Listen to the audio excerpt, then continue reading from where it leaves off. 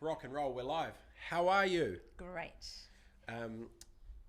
This is the first. This is number one. Yeah, how are you Good. feeling about that? Surreal, a little bit relieved, because you know when something mentally is in your head, you know it's just going to happen, and the thing finally happens. So it's not even that much of a surprise. You're just like, finally. Yeah. It's one of those. But we've done this stuff before.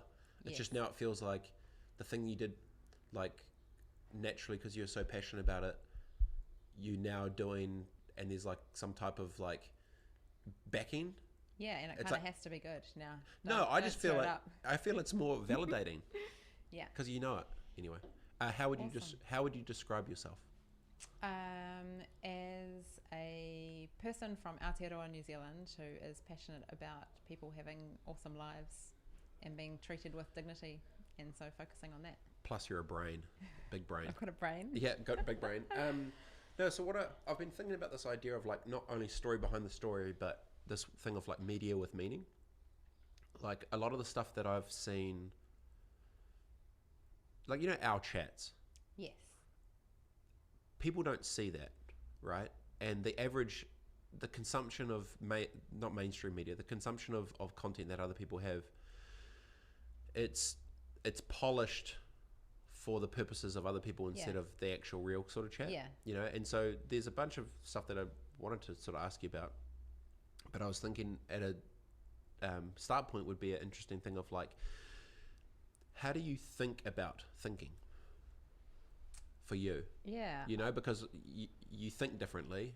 I roll differently. You think differently. What's your approach to thinking? Well, I think there's a couple of things. So I grew up kind of really naively in really small rural community in Hawke's Bay, Wapakuro, and wasn't exposed to much information. And so I've never been afraid to learn how to think because I had to, if you know what I mean. So I didn't just start at this level and then not want to budge. It's always been like, here's some more tools for thinking and for learning and for growing. And so what that's done is I realised that most people can have all these invisible constraints with their thinking. So they assume... Yeah, the assumptions. Assumption, like things have to be fixed. Like, if I want to do something, but it has to be in this existing structure or the existing way something is set up. And so I've learned to be able to remove those, like to step back and go, hold on, we don't need this whole thing here.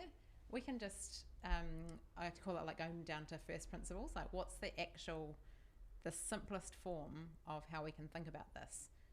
People in our country are hungry, therefore what we're doing right now isn't working.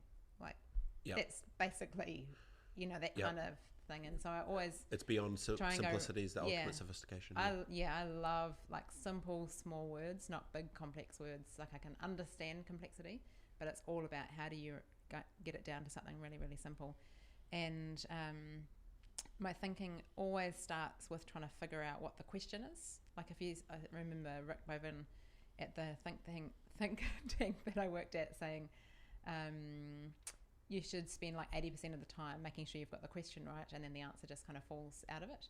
And so I really took that to heart, and I always spend a lot of time going, what am I actually trying to think about or solve? Is that the right question? Yeah. What will I do if I know the answer? And so it's like really thinking about the process of thinking. Yeah, not just kind of jumping in.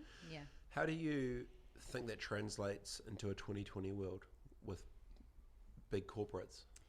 I see that many of our organisations, so even though we've got heaps of little organisations in the country, and people always say small business is the backbone of the economy, whilst it's valuable, there are actually more people that work in large organisations in the country, and so most people are working in these structures that were created really or designed through the industrial era, where the purpose was to strip out the ability for humans to think, because when humans think we get inconsistencies, and people for years have valued consistent outputs. You want your seat to be exactly the same at the end of the process.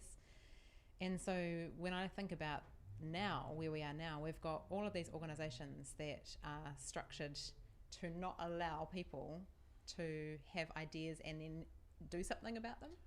And that's no one's fault.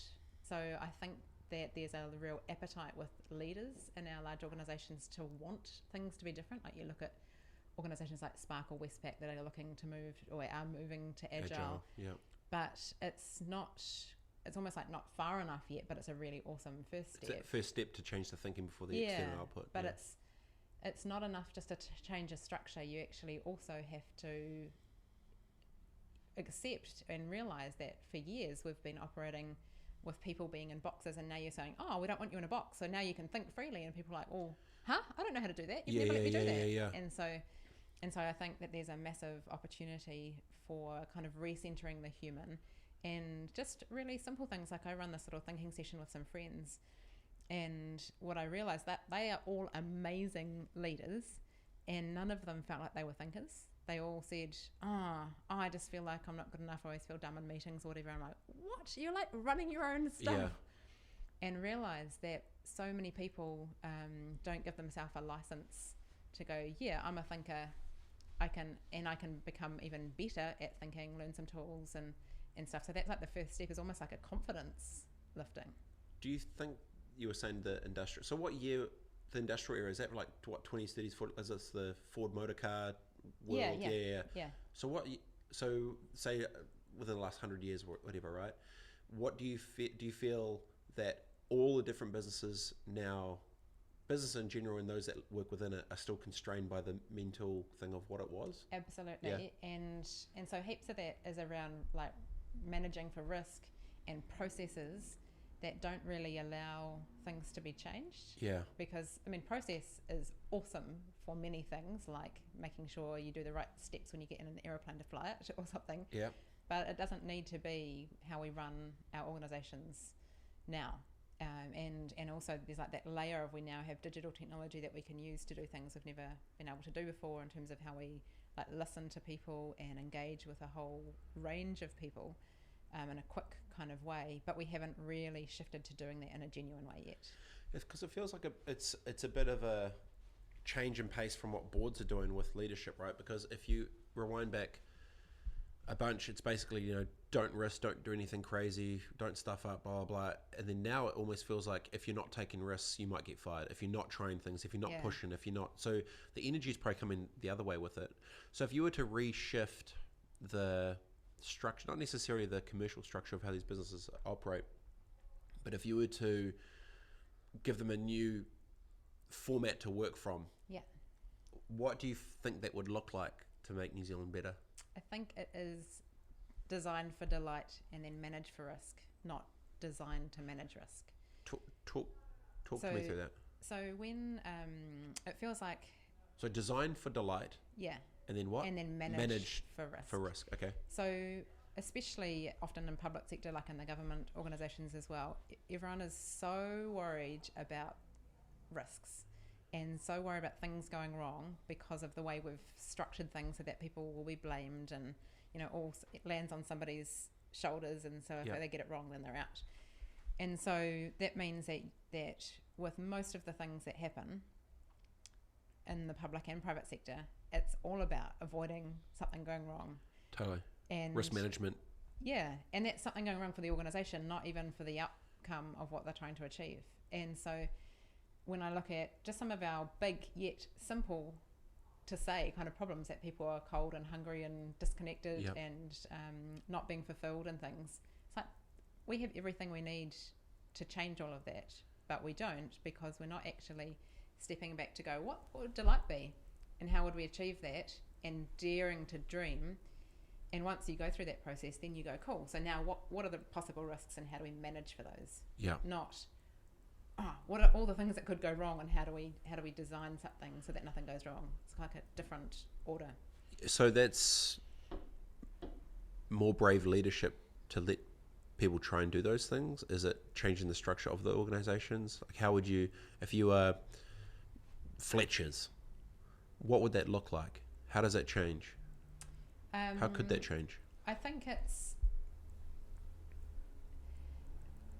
one of the answers is I don't know yet, because it's something that I'm kind of starting to work and move into, and I can see like different layers to attack things or to shift things, but it certainly does include saying, like, what are we actually trying to achieve, like, actually, and sometimes should this organization even still exist?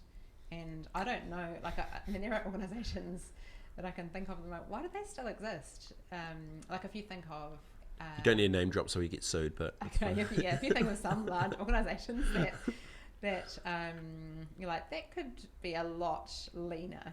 That's not so rather, actually, I'd say if you sat there and said, oh, how would you, in this day and age, if you were to create a solution for people to exchange and save money and such, what would that look like? Probably wouldn't look like what we have today. Yeah, got you. Yeah, and like those kind of examples can be used across many industries, and so it's how do we get people into a position where they are prepared for the thing that they're working on to not exist, I think is part of it, which is really hard. Well, that's fear of the future too, right? Because I think a big challenge of it is people in positions, to your point about risk, they all just want to make sure the next play for their career path is one step up the LinkedIn visual optics food chain instead of the actual best thing for the organisation within it. Yeah, and so the different components that I'm looking at is, one, what would delight be for how our country could be structured so that these things work better? Because there's no,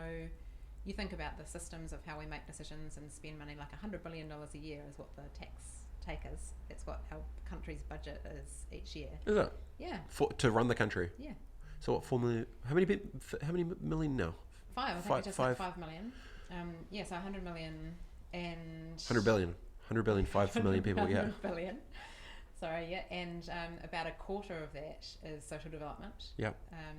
And that's not health or education, that's like benefits, superannuation and such. And so there's an enormous amount of money, and the way we're structured to spend it is still like in the old world. Yes. There's no person or organisation in the public sector that has a mandate to change and evolve the system, which is just madness. So there's positions for people to do the doing, but not a position to think about what are they actually doing and is that the smartest way to do it? How it's been done. Yeah. And so it's it's not anyone's fault, but before the world started changing faster than it ever has before, you didn't really have to think about it as much, because you had decades or hundreds of years or whatever for things to kind of evolve slowly. But now we're like, we can be doing things way differently, but we have no mechanism, no way of shifting to do them differently. So that's one area that I'm looking at, is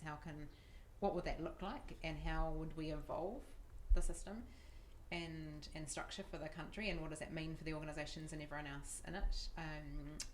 But you can't just shift a system unless you are also helping the people within it to think differently and have confidence and such. So that's why I've been thinking about thinking and what that means for people to realise that actually their ideas and opinions do matter and are valid, and we can create a world where they can be listened to and be effective. Like, I think that and it's sad, like most people that I've engaged with over the last, say, 10 years, hundreds and hundreds of people, almost everyone is well-intentioned and smart and great, and I enjoy spending time with, but I'd say almost like 80% probably feel quite ineffective at what they're actually doing. Not because they are trying to be ineffective, it's that they are in environments that don't really allow them to do what they actually just see needs to be done. Yeah. And it's sad. You're putting LeBron James on a soccer field. Yeah. And then Playing don't the wrong move, game. Don't move. Yeah. And it's just sad. It's no one's fault. Like it's, yeah. So there's two tensions. One is they're in a wrong ecosystem or structure of an organization that's doing maybe the wrong thing or doing the right intentioned things but not as effectively.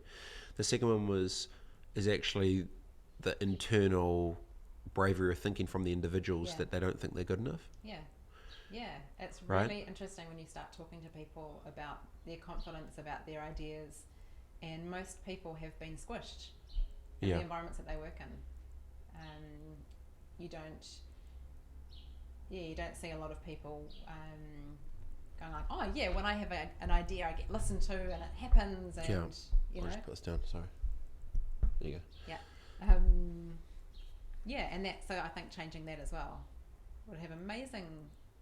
How did you? So say government, right? To have external output of execution, they need to be made aware of it, get educated, then go and start doing some stuff. But the timing of that's going to be, they run a 3-4 year life cycle of people in roles. The thinking to get them to that point could potentially even take 2 to 3 years, and then it might be a new fresh set of faces. How do you balance? How do you try and educate, make aware, and bring change within a shorter time frame? Or else, because what I'm imagining happen is you could have the same chat with new people every 3 years to try and bring them up, right? Yes. How do you bring speed to something that is traditionally known by many as slow? I don't know if it's speed as much as finding a different pressure point to push on. Like what? And so, and I'm kind of thinking like this is going to be like the next 20 years of my life. Like I'm not thinking this is like, oh cool, I'll just put up a PowerPoint of a new way of operating. And everybody, awesome. That's what Agile was. But that's, I don't think it goes deep enough. So again, I don't know, because part of what I want to do is some research around things like what is the best way for a community of 50,000 people to make decisions. I don't know the answer to that, but there will be an answer.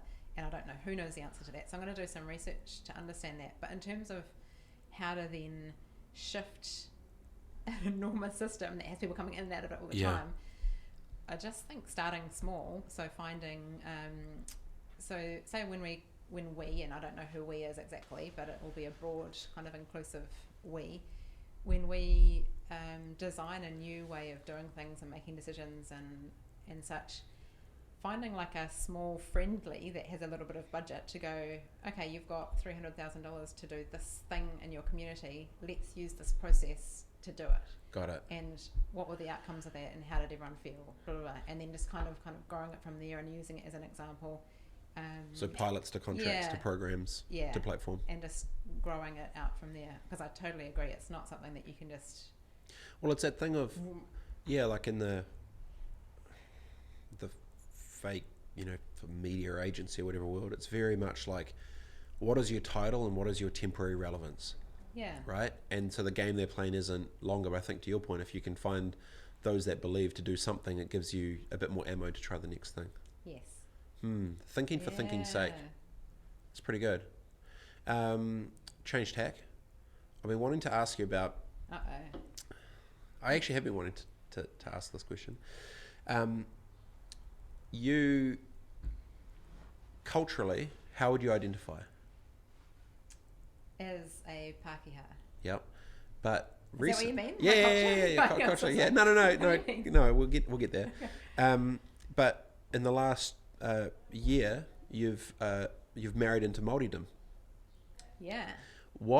How has the transition been like from a Pākehā woman living in New Zealand to literally going full in? Like you can speak. Can you, like, how good is your te reo now? Like, you're flipping. I still feel like a total novice. Te Aroha, my husband, always says, "No, you're not." Like, no, but I'm like, no, I just, because you just learn more, and then you realize how much more there is to learn. So I can understand quite a lot now. Yeah. So our 3 girls, who are 19, 18, and 11, all kōrero e te reo Māori. Almost all of the community does, and so. Well, you're in it. Amazing. Yeah. It's amazing. So how do I feel? Your question was, how do I feel? Like, I feel like I've come home. Huh. Yeah. How so?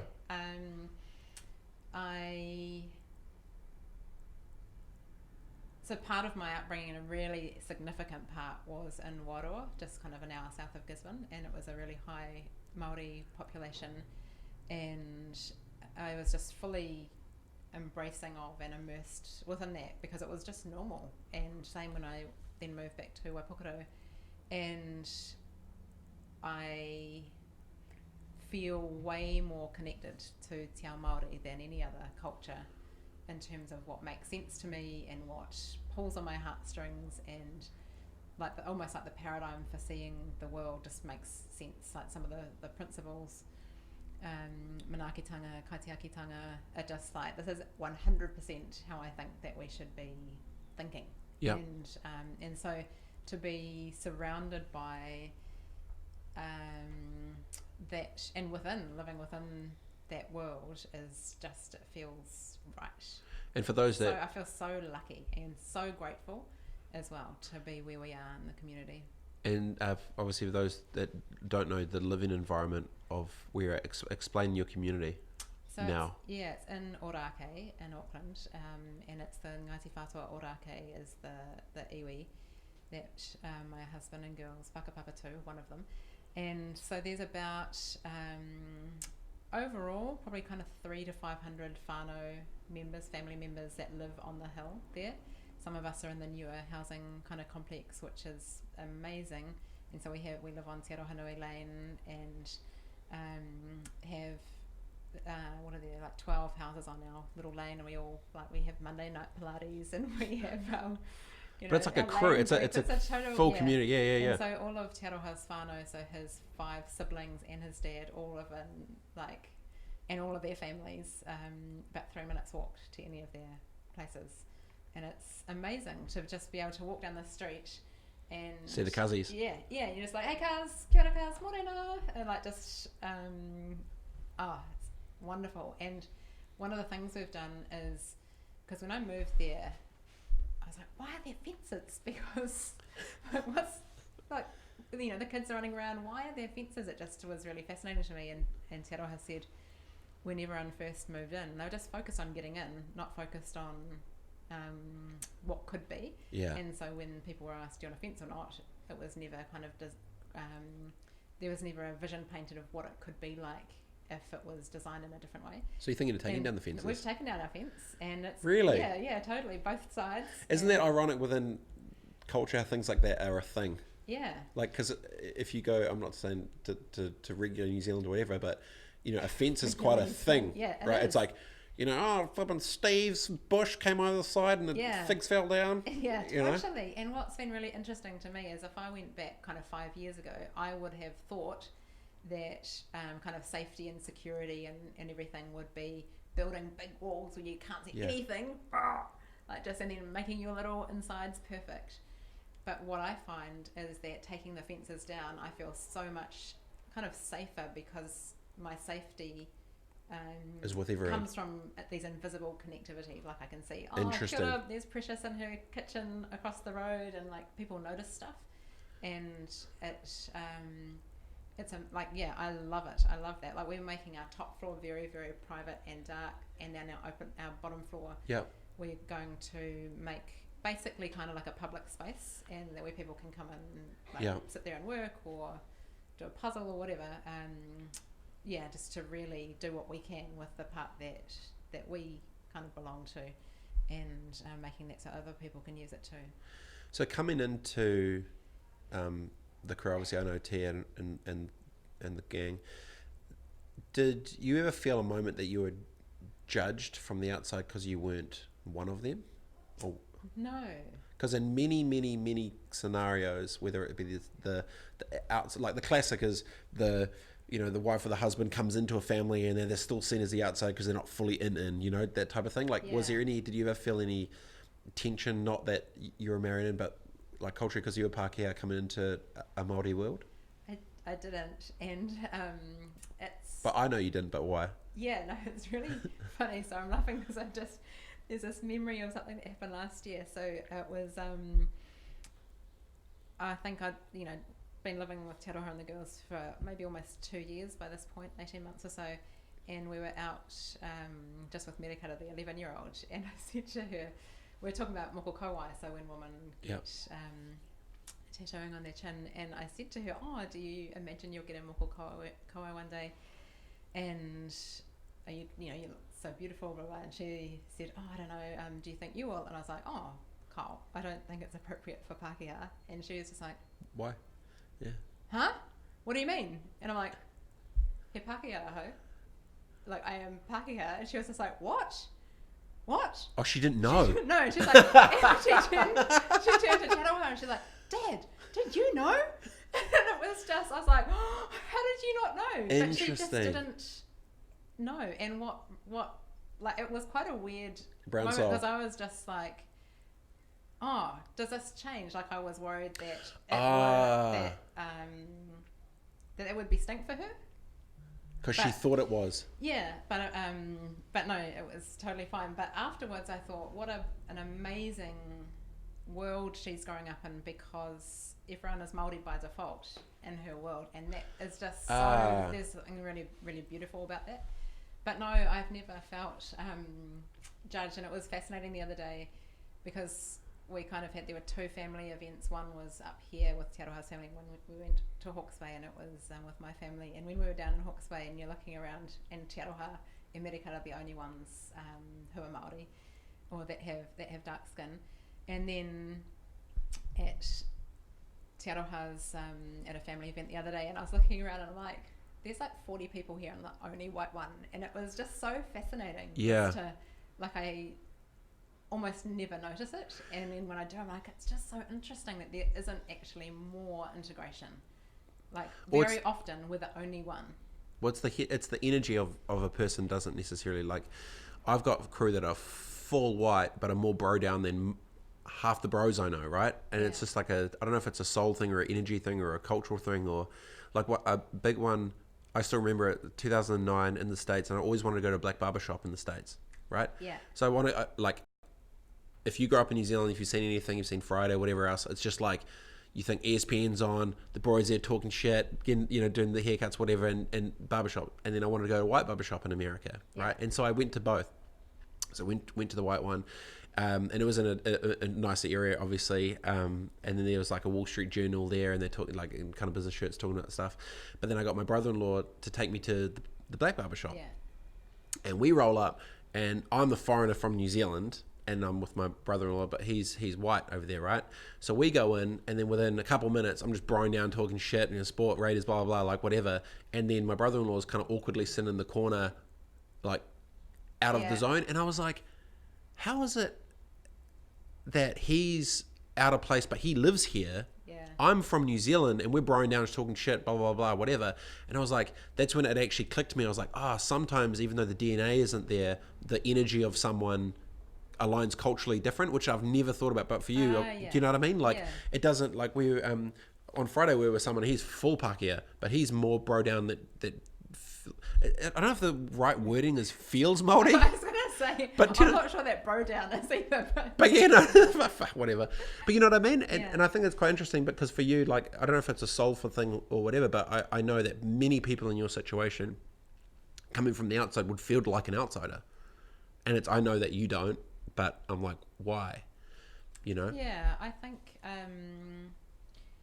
like sometimes I feel like in certain situations when I feel like nervous about doing something wrong, tikanga wise, and if I ever worry about that, I just think it is so rare for me to be in a position where I don't have the privilege, and so I actually just need to sit with my discomfort.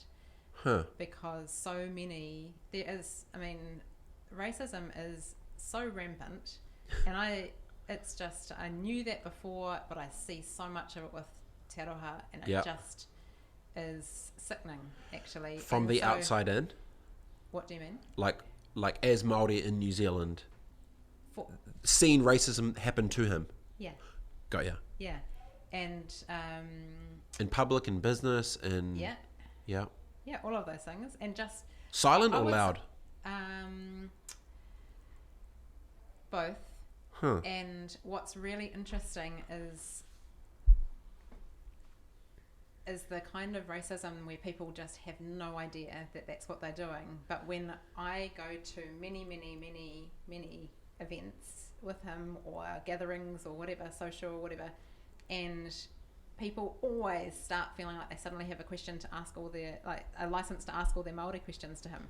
And so he's going to be able to, you know, like, and I just watch him having to say the same thing again, and I think, yeah, this, like, it's Is like, that is it's like, yes, he is Māori and super passionate and has a lot to talk about with regards to Te Ao Māori, but he has other things to talk about as well. But it's like there's what just pigeonholed as the Māori guy? yeah, and you're just like, oh gosh, this must be exhausting. And yeah, I've talked to him about that, and it's just, but it's only from going to so many things, because if you just see one in isolation, you don't realise the Copy paste, copy paste, copy paste, copy paste. that she has to, like, yep, okay, I'll answer all your Māori questions. But you could see it two ways, right? Like, because the one way, to your point, is like they feel they're then allowed to just go and ask everything. But from the other, in some ways, would that be a good thing, because the other side is inquisitive and they feel that TA is approachable enough to ask that, because they don't have an opportunity to ask anywhere else? Yeah, I know what you mean, and I totally think that as well. But what I know, and we often talk about the similarities of being like a woman in technology and being a Māori man. Like, what's harder, by the way? What do you think's tougher, being a woman in tech or Māori in corporate New Zealand? Feel like he probably has it harder. Huh. Yeah, which is really sad. But so I find it frustrating when you get asked constantly to just talk about women in tech, and I'm like, can't we just talk about tech? Yeah. And so it's that kind of thing. It's like, why not ask Te Aroha what he thinks about things, not just Be the Wikipedia. Yeah. It's an interesting and kind of subtle thing that's a little bit hard to describe. So before you married into Māoridom, you were married into Māoridom. But like, because you're like it's full crew. That's rad. Did you ever experience racism, you personally, outside of before TA? Had you ever? Have I seen it? Have you experienced it ever? Oh, do you mean have people been racist to me? Yeah, have you ever felt? Yes. Huh. Yeah, but I feel. I totally want to dance around the subject, but I won't. It's just because it's hard to say. No. Like, I'm trying to put it through the filters of what's the right way to describe what I'm talking about. I have been in situations where I have not been accepted because I'm not Māori. That's, but yep. I don't resent that, because I think that I totally understand and accept that, and am comfortable with it. I'm comfortable with that discomfort, if that makes sense, because I think that to shift parts of our society where, I mean, imagine if we can get to a place where there is no racism one day. That's not just by, people not saying mean things, it's by structurally shifting the position of power.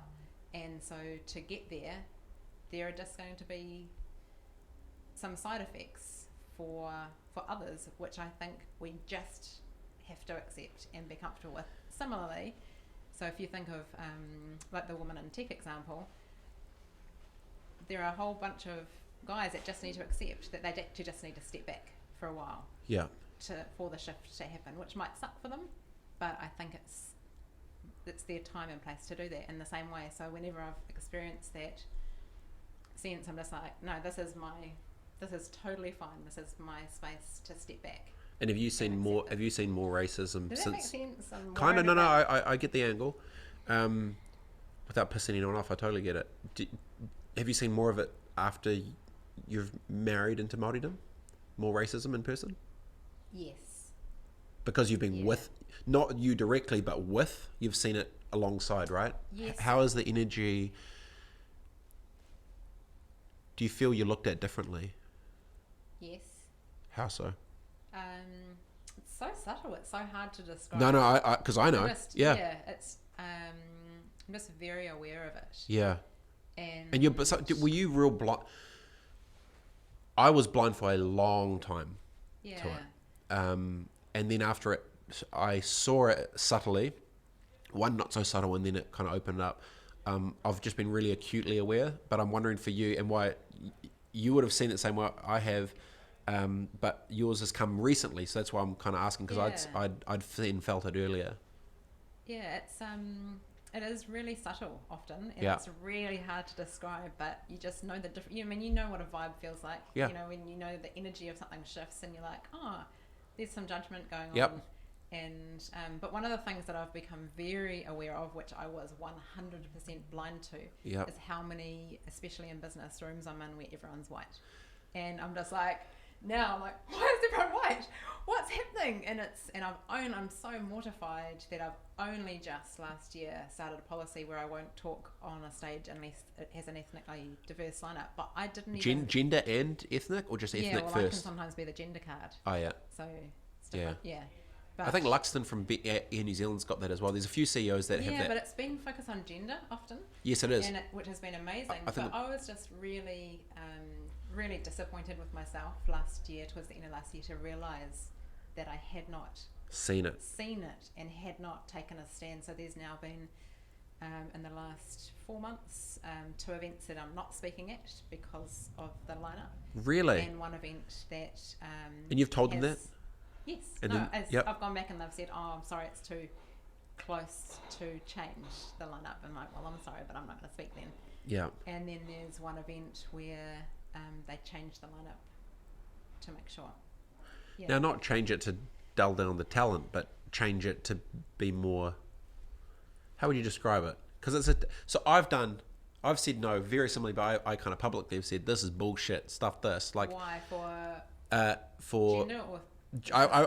For me, I go gender first, and then culture's starting to come in, but probably similar to your point, because you tick that box as well. But like, I did a hack fest for a very well-known business, and I rolled up, and there were 9 mentors, and 8 of the 9 were middle-aged white dudes, and then me.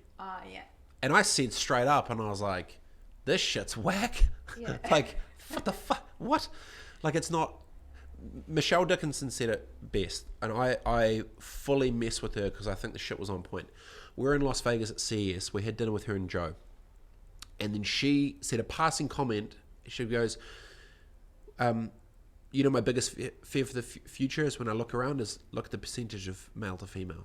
And I was like, and I didn't see it, and I looked around, I was like, holy shit, it was like 95% dudes. And I was like, huh. And she goes, why that's dangerous? He's like, that's going to be dangerous for the future. She said it was like really like it's a pass away thing. I was like, well, hold up. Why is that dangerous for the future? And then she goes, we're in the room where 180,000 of the people here are shifting the world of all technology that come out for the future of humanity. I'm like, yep.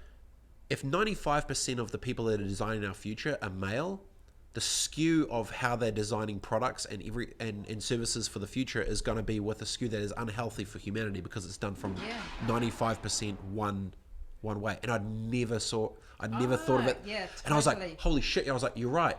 If we only have 5% influence of female to the future of the world, that's stuffed. And so since that moment, I've always been very like, no, you need to switch it up. And perfect example, last year involved with this thing called the Black Club, which is helping transition elite athletes out of sport and into the real world safely.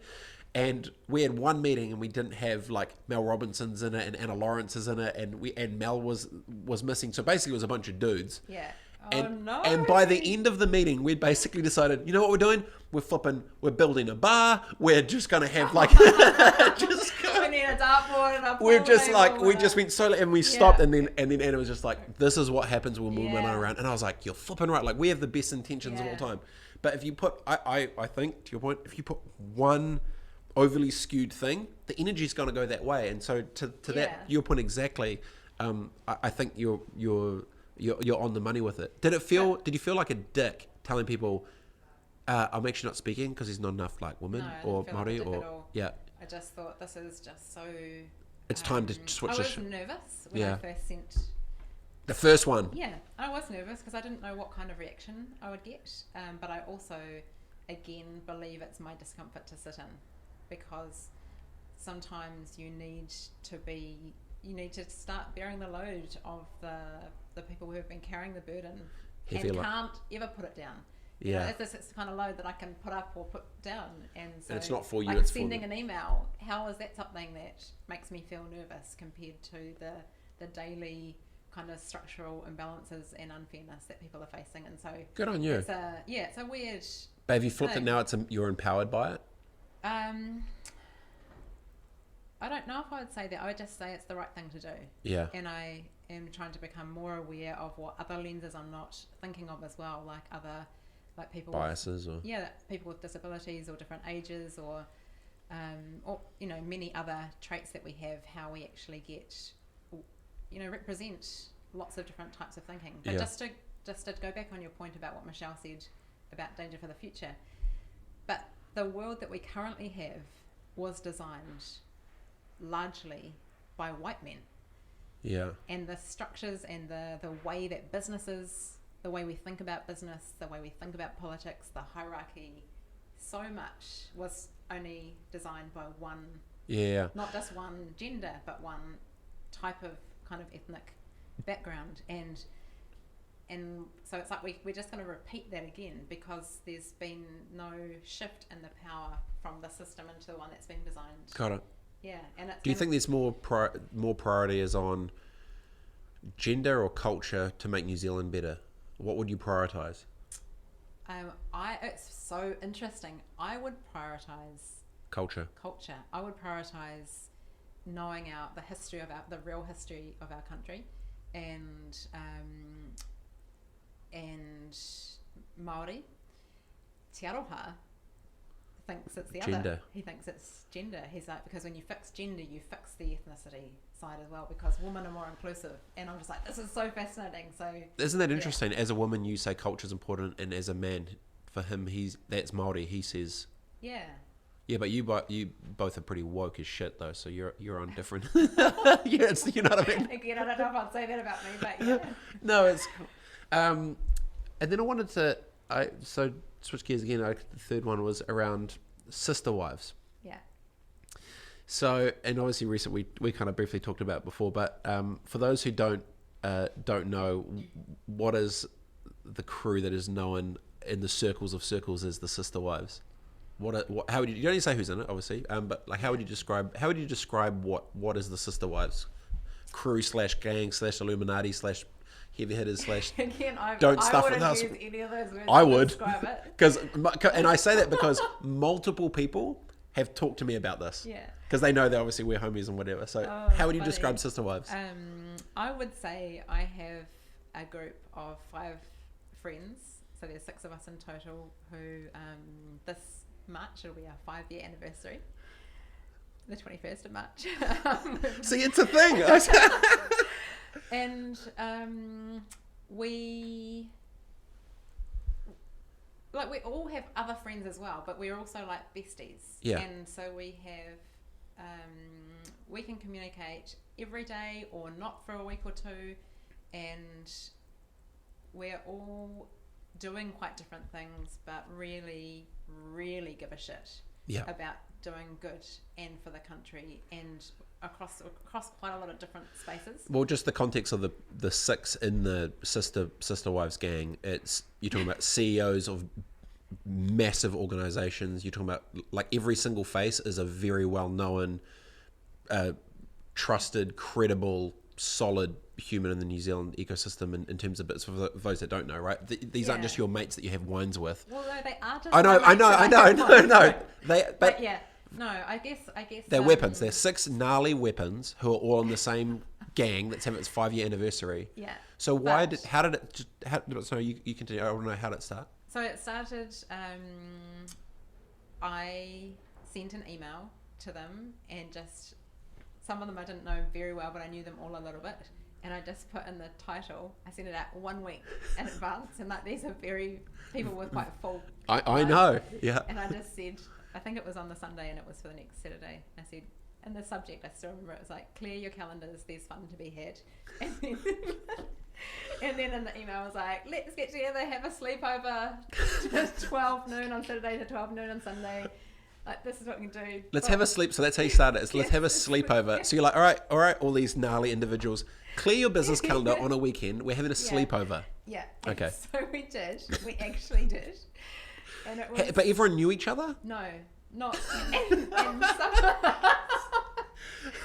And not only that, but some of them are the kind of people that would run from this kind of invitation. Yes, but the only reason they said yes is because of you.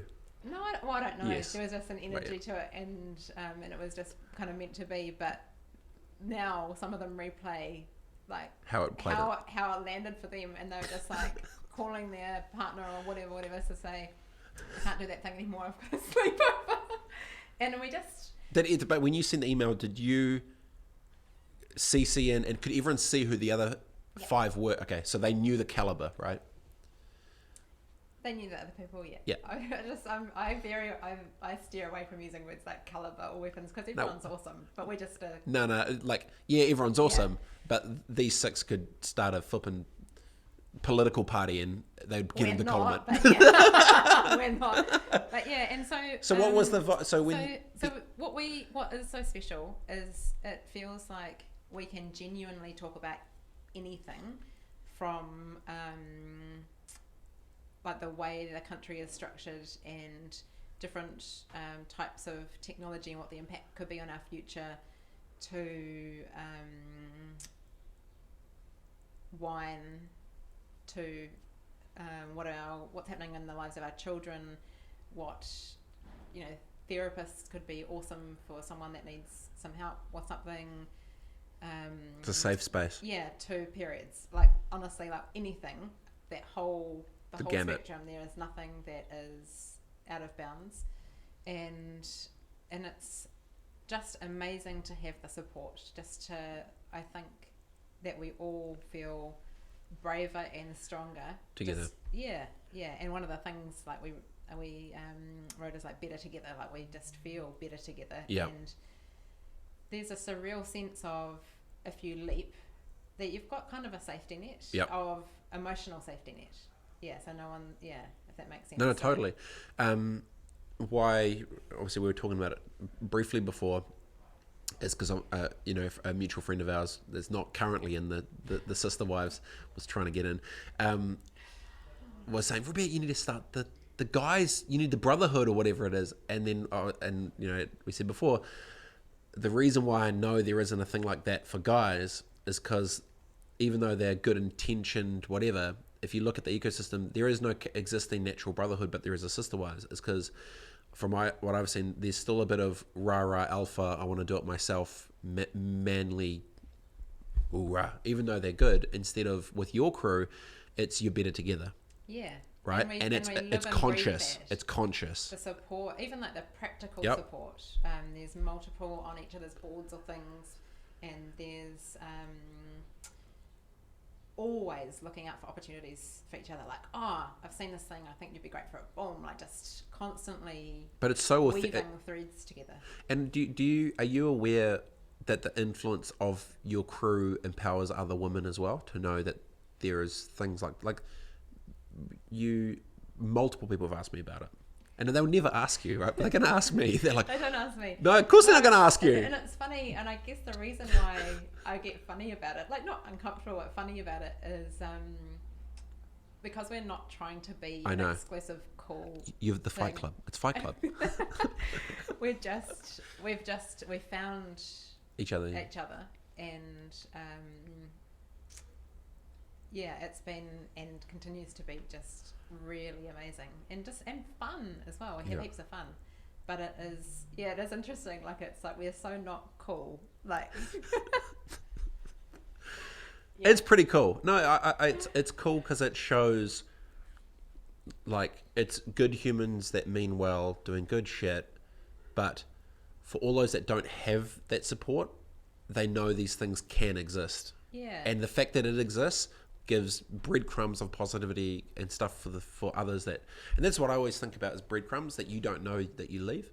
You know, you'll just go do your thing, Yeah. and you don't realize those little breadcrumbs are like, holy shit, you know, there could be some 45-year-old woman working at Fonterra that then feels, oh man, like they're out there getting it, you know.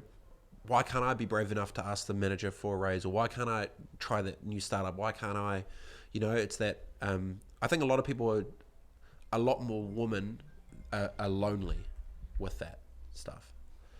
Guys are lonely, but they'll have beer with the boys and at least maybe rah-rah. I don't know. I love it that it's in business, and I love that it's so supportive in a crew that's at least known as a thing. Because so many people don't feel supported. They don't feel they've got a pack. And I think what's important is that we can communicate and add value and support across the whole continuum of life to each other.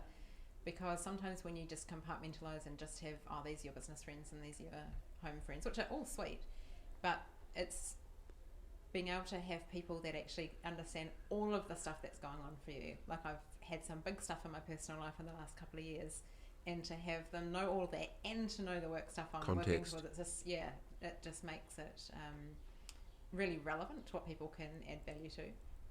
But I think a really big part has been, like, we just have complete trust, but also we have this really strong line of professionalism. So if someone knows something that because of their position it's confidential, like there's never any pressure like, oh, come on, you can tell us who's going to be the new CEO of this thing. It's like, no, oh, sweet, you can't say, sweet. Oh, well, that's called insider trading, Lillian. No, not in that kind of circumstance. No, but I know what you mean. Yeah, and I think I love that there's just no peer pressure. Yeah. Anything actually within the group.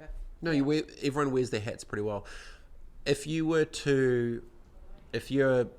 20 years old, you're listening or watching this, you feel lonely in business and you feel that the game may be rigged and you feel differently, what would you say to that person? Because it's a different... When we were 20, the game was the old way. I feel in 2020, they're seeing a new way. So if you're 20 now, by the time they hit our spot, it's rolling the new way. Does that make sense? Yeah, if I was 20, I think that really working to get to know yourself is one of the most important things you can do, because we get a lot of influence, not pressure, on what we think we should be or what we might like and such. But when you actually really get to know your insides, and then it's like properly, and you know what you care about, then it's far easier to navigate. It's like you've got your own little map, and it means that when you find someone that you come across someone that you're aligned with, you're like, oh, hey, we're going to be friends. And that's how we met. Yes, I know. It's so... I know what you mean. I didn't realise that it was a thing I did. No, It's like, oh, hi, we're going to be friends. Yay. And everyone's like... Most people will be like, unless they're either crazy or they get it too. Yeah, and it usually works. It actually always works well. Yeah. It's just like the email that I sent out. I don't know what I was thinking. It just was the right thing to do. So in 100 years, you'll be dead. I'll be dead. Well, we're not certain about that. Okay, 200 years we'll be dead. Oh, you're still not certain about that either? No, Okay, in 200 years we'll be dead. Okay. When you think about your children's children, and they will, But our first grandchild is coming in like 3 or 4 months. Wow. 4 months, yeah. Because, like in 2020, we're looking back and saying, the industrial way was broken. Yeah. Right? What will they say about our generation / world? That we were too focused on technology rather than what we could do with it. Tech as a tactic. Yeah, it's like I think that, and I've been in the tech sector for 15 years or so now, and I'm very guilty of this as well. You get excited about the tech. It's like, oh, there's this new thing, yeah. 5G, woo, yeah, 8K, yeah, woo. woo. Oh, I can now start my calendar app on a Monday rather than the Sunday by default. Like, I remember that moment. It was like 10 years ago. I remember that. I know. Yeah, finally. and so we've just,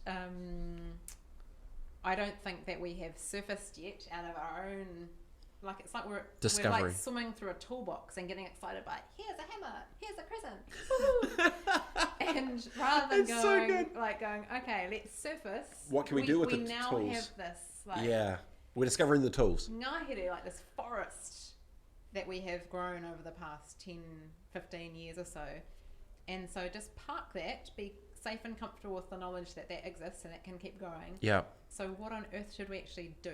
And I think that I hope that in the next couple of decades that shift will come. We realise that the tools aren't the mission; they're just the tools. Like the tech isn't the mission. Yeah. And so I think that's going to be the thing that this generation is like. Why were they so focused on their actual like stuff? Do you feel it will be the wave of greed and money to the wave of naivety with what all the stuff can do for the future, to actually the realization and discovery to being like, oh, let's actually create for good? Do you think those will be kind of like the, you know, like the, not saying the Wall Street world of greed, but like the industrial, the money, the corporates, get the job, pick a fence, get the Rolex when you retire, now it's kind of like not shifting away from money, but shifting now. I guess you're right, we're maybe blinded by the toolbox instead of what we can actually do with it, right? Yeah, and I think the widgets. Yes, and I think that one of the other things that will evolve is around society and what we value and what we accept. Yeah. And so, for example, when you think back to the evolution of technology, and we used to start with like a rock. Yeah. And then we got a wheel and such. And as we know, there's more technology than ever before now. It's just faster and faster. Sorry, the rate of acceleration.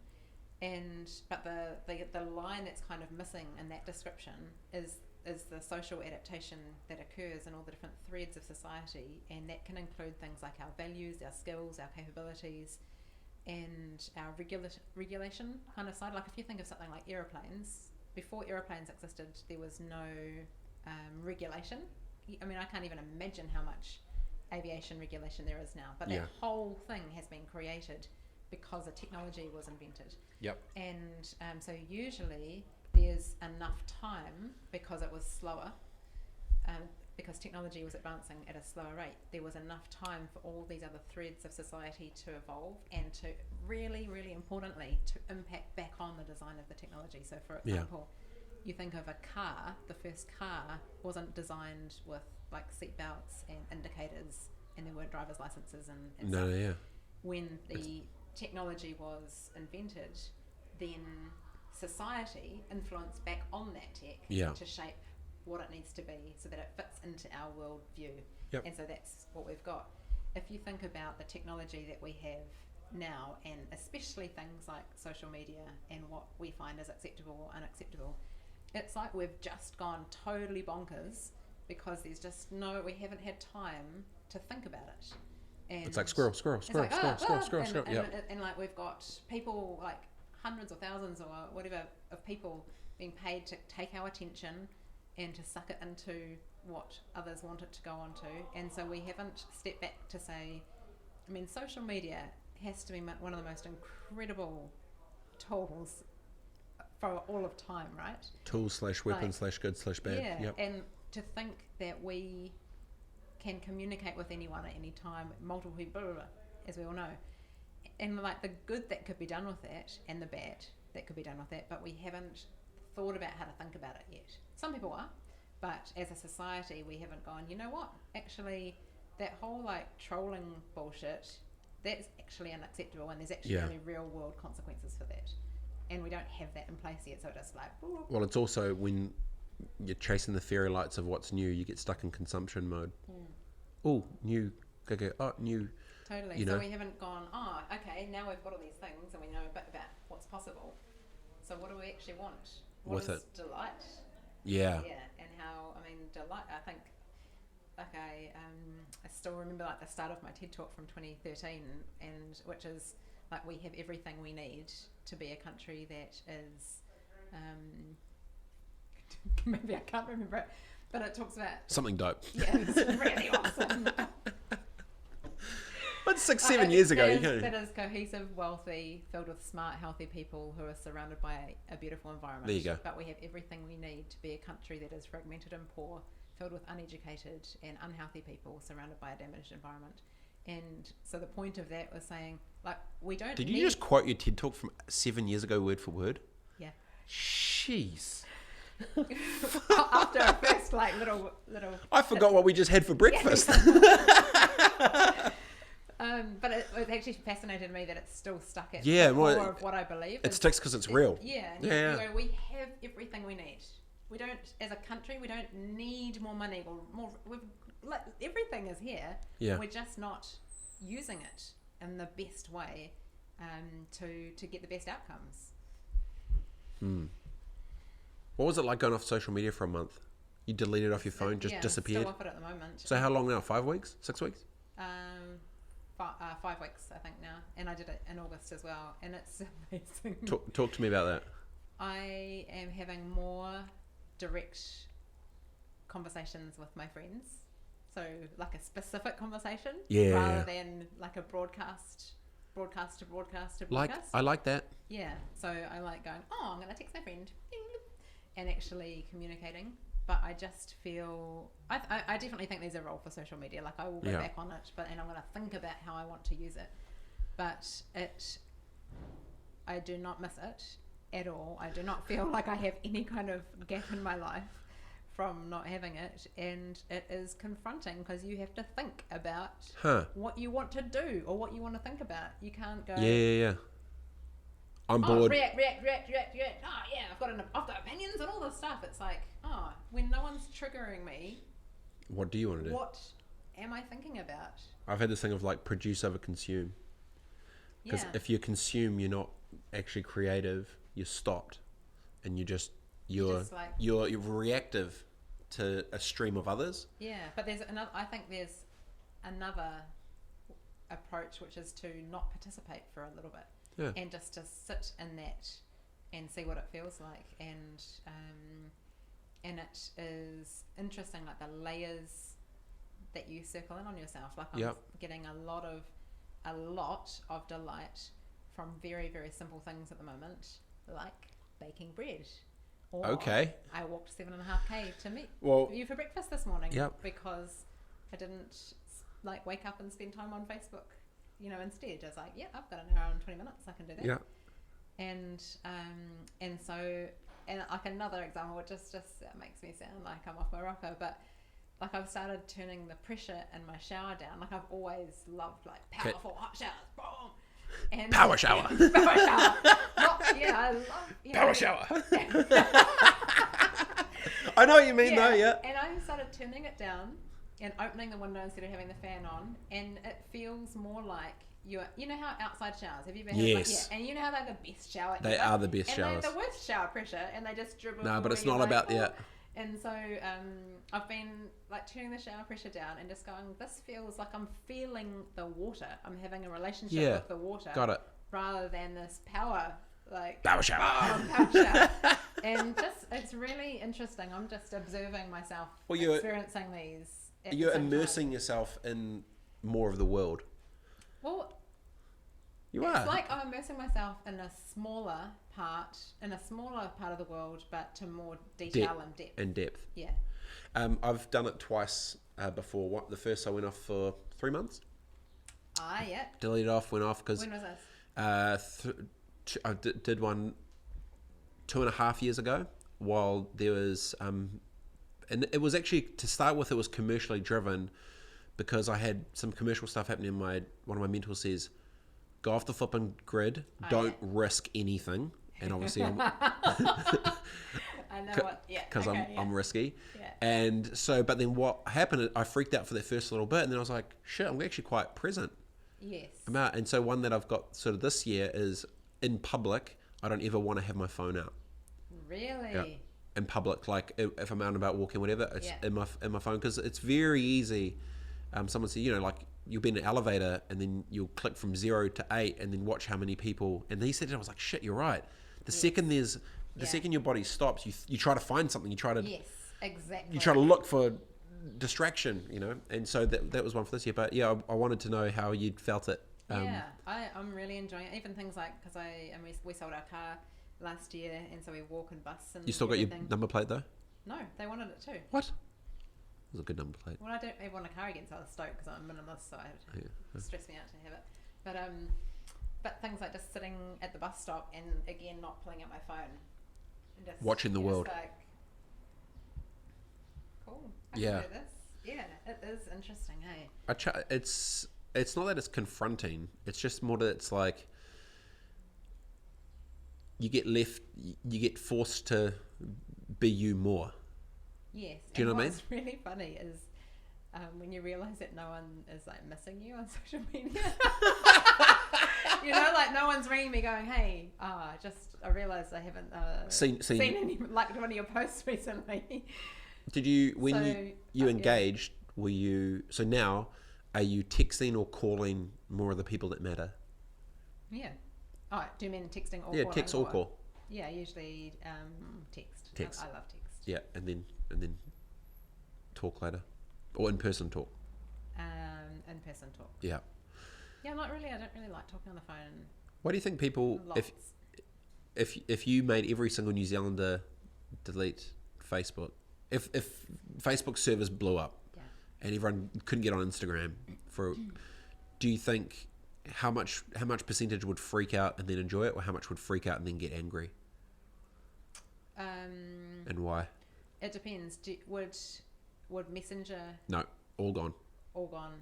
I think text it or call. Would be net. I think it would be really hard for lots of people. But we just evolve and adapt, right? But it's only been 10 years since it started, and then now people are addicted like they can't live without it. But there are some really, if you think about the positive side of things like Facebook, like our community has its Facebook page, there's like heaps of communities and groups that connect through the platform in ways that are just really incredible. What percentage are using social media for incredible connection versus blah? I think I'm obviously making this up with no basis on anything apart from my sample size of one hat. I would guess that almost everyone would have one or more really positive environments that they're engaging with, and so maybe 10% positive and 90% kind of wasting time. So I don't think it's like some people are just using it well and some people aren't. I think everyone's got a bit that matters. Yeah. How would you more radically shift from the 10% to be the 90%? How could you shift that? Because it's quite tough too, because obviously from a tech perspective side, they've got people with brains and gnarly things that are crafting these experiences to be in consumption mode, which is better for them. How would you try to challenge people to go from the 10 to the 90? I think by changing the environments that we're living in and getting people really excited about some really awesome positive stuff. Yeah, more good. So for example, when we restructure the way the country is governed and communities are making, you think of a community like Gisborne, so just north of Wairoa, about 50,000 people.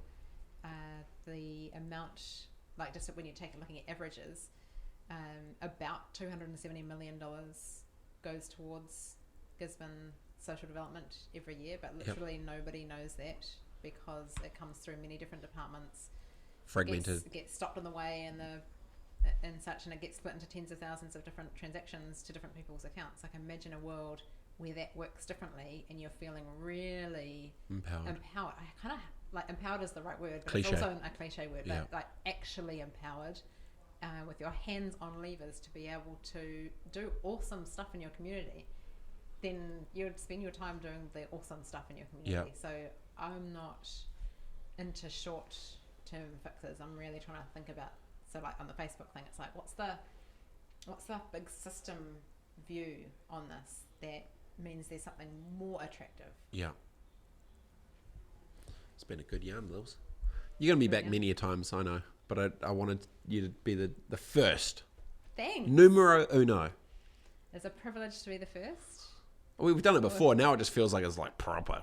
It's Yeah. pretty fancy. It's pretty fancy. I've been looking at your array of things here. It's not fully dialed yet. And then Who's the I love you note from? my wife. Good. Yeah. What do you think? I'd put the mistress up there? I haven't thought. I was like, I don't think your girls are old enough to write so well. No, everything means something. Oh, nice. Yeah. For me, anyway. I like it. That's really cool. No, it is awesome to be the first one.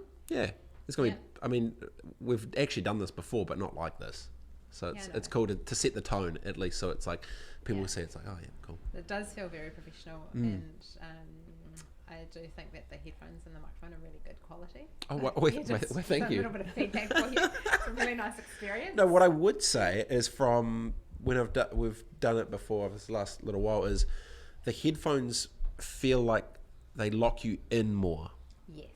And it's a different sort of sensory attention lockdown. Yeah, which I think is better. I'm not paying any attention to like the audience of thousands of people that are sitting here watching us. No, at all. Maybe three. There's Kanan, there's Lorchina, and me. I'm watching. So there's three. Yeah. There's three. Yeah. Yeah. Love you lots, Lil. You've done really, really well. It's awesome to see you excited for this new phase. We didn't go to that. You can come back for another episode. Yeah. You can. All right. We'll have another one. I might have like catchy words to describe what I'm talking about by then. No, it's good. So if you've been watching or listening, this has been Lillian Grace. They want to connect with you, LinkedIn? No. Facebook? No. Do you have a website? No. Yeah, Instagram? No. Sister Wives Can't Come? No. All right, so this has been fun. The best way to connect with me is Smoke signals. Currently, smoke signals. It's actually a little bit old school, but PO Box. my email address. No. Do you want to give your email address out if people want to talk data and tech? Go for it. Yeah, totally. Go for it. Lillian.grace@figuregroup.com, or through any of the other channels. I'll get to them eventually. It just won't be this month. Because you're off social. Yeah, but Lillian Grace or Grace or Lillian on Twitter. Cool. All right. Cheers, team. Enjoy the rest of the day, and we'll talk to you soon. Ka kite. Chat.